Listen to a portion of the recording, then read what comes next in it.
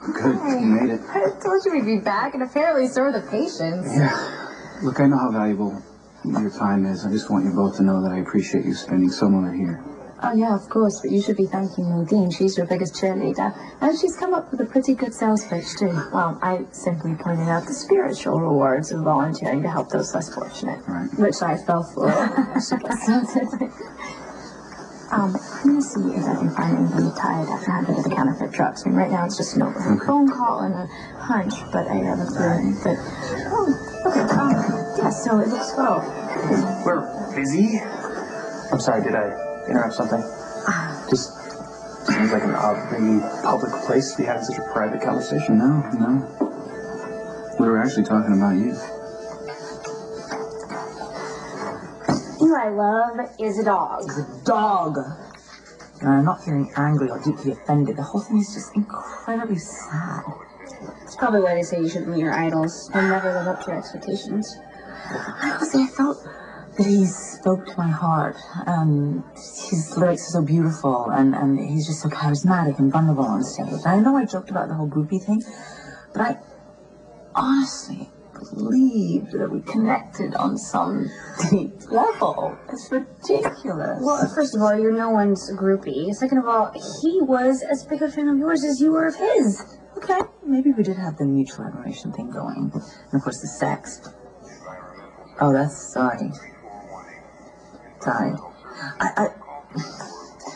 Because he has been such a horrible dweeb and just so shallow, I kind of feel like I need to justify the whole thing on some level. Oh, I'm sorry if we disappointed you.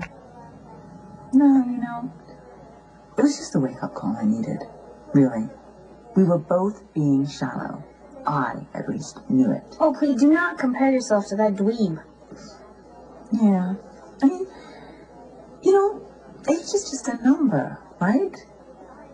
It doesn't mean anything. I mean, who really cares? Being a grandmother is a beautiful thing. It's a beautiful gift from you to me. A lovely thing. I'm so excited. I'm so grateful that I am actually young enough to be able to watch your child grow up.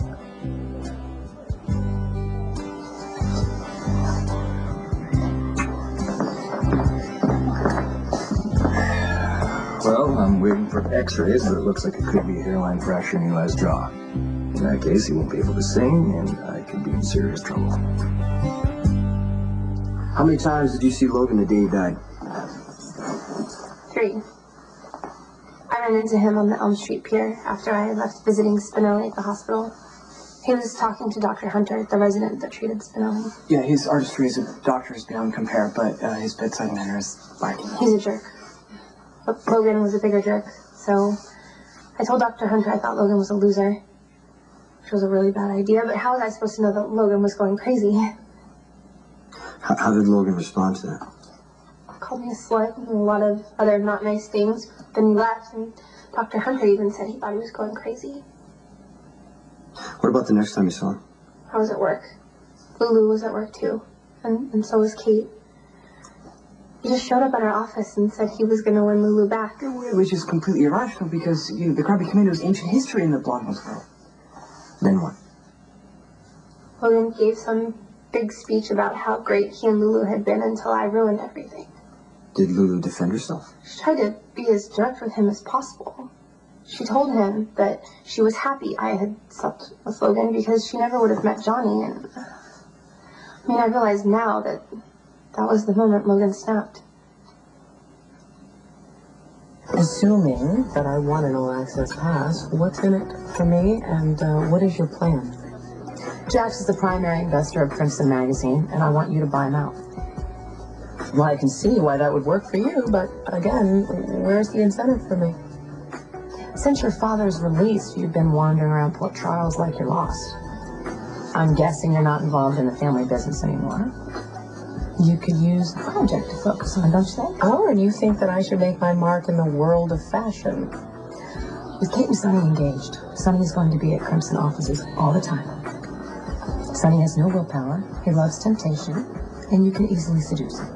As easily as falling out of bed.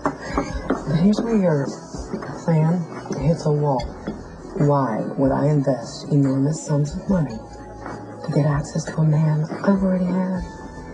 Well, this is unexpected. I can't imagine what you two have to talk about. Carly wants me to buy your share of Crimson. And I have to say that I think it's a very intriguing proposal. Really? Wow.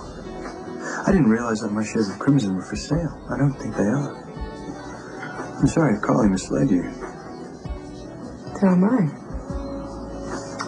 You change your mind. Let me know.